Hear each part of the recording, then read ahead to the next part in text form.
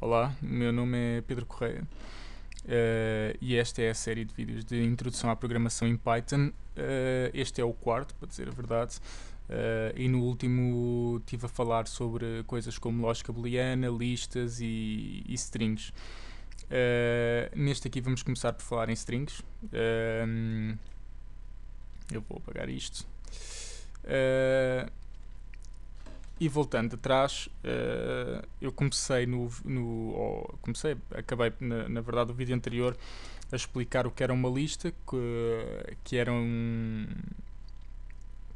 uma variável à qual se atribuía uma série de objetos lá para dentro, neste caso números, em que eu fiz, na altura fiz com 1, 2, 3, 4, 5, mas não sei se ficou claro que podia meter para aqui aquilo que eu quisesse. Não é? Em qualquer número, eu posso ir buscar as posições desses números. Se for buscar a posição 0, tenho ali o 3. Se for buscar a posição 3, tenho o 623. Esta é a posição 0. Esta é a posição 3. Portanto, 0, 1, 2, 3.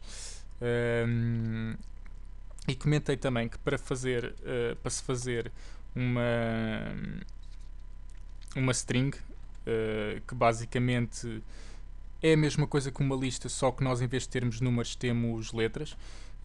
Eu teria que fazer essa definição com plicas. Da mesma maneira que eu fiz aqui com parênteses retos para definir a lista de números, vou fazer aqui o mesmo com uma palavra, por exemplo, a palavra, em que eu defini que B é igual a palavra e B vai se comportar exatamente como uma lista. Se eu for chamar a primeira posição é P, se for chamar a terceira posição é A, e se for chamar a última posição, ou a primeira a contar do fim, é A. Portanto, esta seria a terceira posição, esta seria a última posição. Ou a primeira a contar do fim, esta seria a primeira. Ou a posição 0, aliás.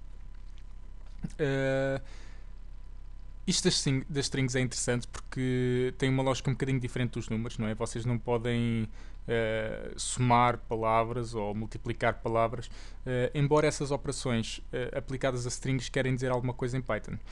Por exemplo, se eu criar uma variável, a variável A, e dizer que é a string isto é, eu não vou meter acentos porque a consola não está codificada para aceitar alguns caracteres, inclusive é o acento, tenho ideia, mas pronto, vou meter aqui dentro de plicas a frase isto é, e reparem que estão lá espaços, que é aceito como um caractere. Portanto, se eu for chamar a variável A isto é, se eu fizer A mais B, ele vai-me dar o resultado isto é palavra. Se eu disser que C é uma, se eu fizer A mais C mais B, ele vai meter, isto é uma palavra, falta ali um espaço, eu vou acrescentar aqui nesta soma a string. Não está atribuída a uma variável, reparem. Todas estas variáveis têm strings atribuídas a elas, esta não tem nenhuma. E tá. Isto é uma palavra. Obviamente, a conta que fiz acima, posso atribuí-la a uma variável e pronto, a variável D passou a ser isto é uma palavra. A frase isto é uma palavra. E dela posso ir buscar a posição que quiser. Já agora, por estar a falar nisto, eu estou sempre aqui a ir buscar posições. Não sei se vocês já se lembraram disto ou não, mas se eu for buscar uma posição que não existe, ele vai-me dar este aviso a dizer que index out of range, essa posição não existe, portanto ele não pode dar um resultado para esta chamada. E agora, como é que nós, por exemplo, juntamos números a isto? Se eu quiser fazer uma string em que meto números, eu posso, imagino, vou pegar aqui, vou atribuir um número qualquer, este número, como sendo uma string, não como sendo um número.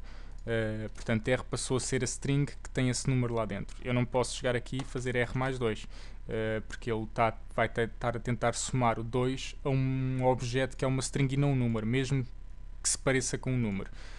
Portanto, imaginemos que eu queria de facto, tinha uma string e queria transformá-la num número de maneira a conseguir fazer isto. Se eu quiser transformar a string num inteiro, eu posso fazer int de r, que é a string daquele número, e somar a 2.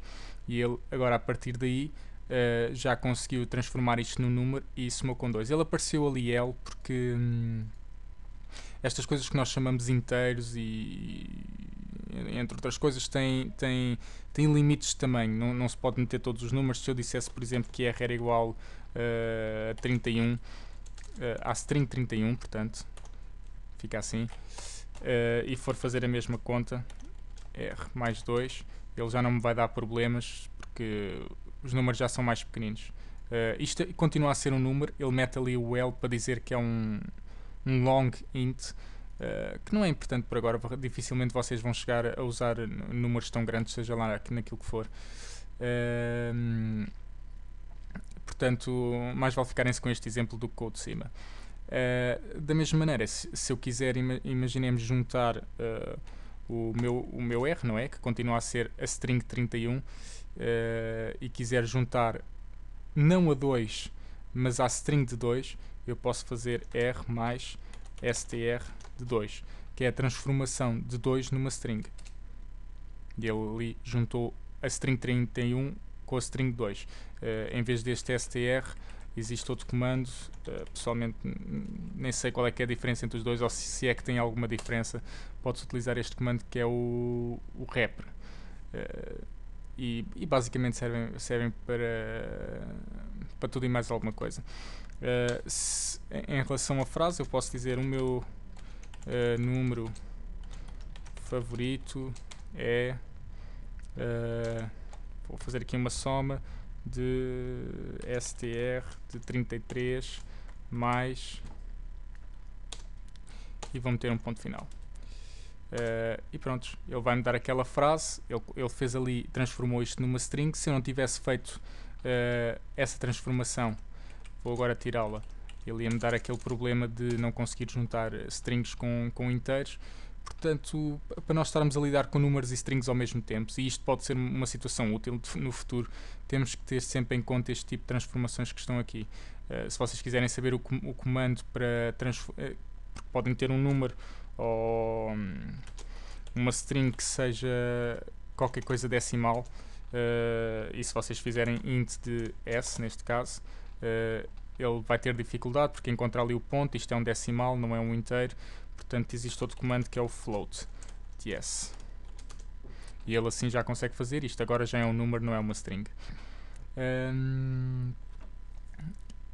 E pronto, se existem comandos aqui na consola não é útil, mas vocês vão utilizar um comando futuramente, quando estiverem a escrever código diretamente na folha, que é fazer o print das coisas. E neste caso quero fazer o print de s, e ele, se tivesse escrito numa folha de código, ele passaria isto para a consola, para o utilizador poder ver. Na altura vão perceber. E o print pode ser feito com números, com aquilo que nós quisermos. Vou fazer aqui print 333.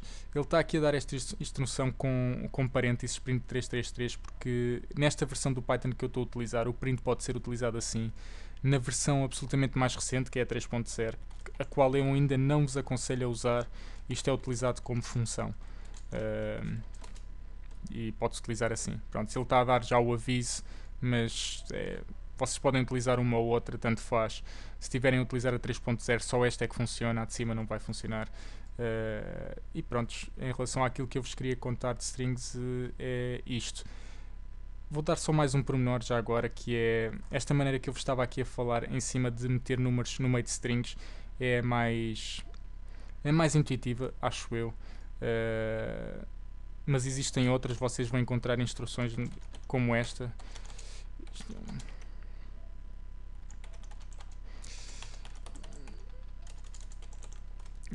Imaginemos que eu queria meter aqui um inteiro. Eu vou meter percentagem de e agora vou meter percentagem de 33. Exato.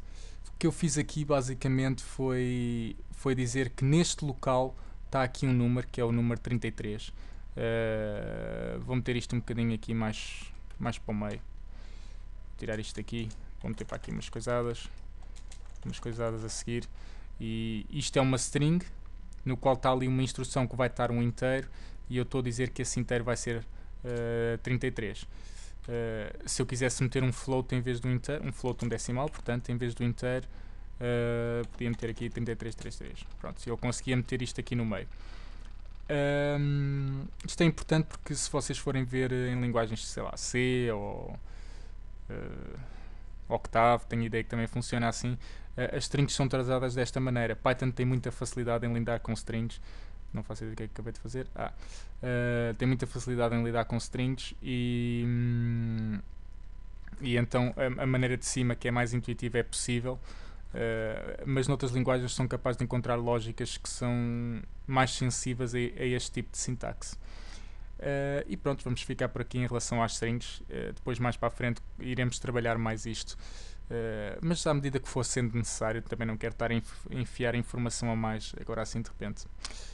Então até à próxima.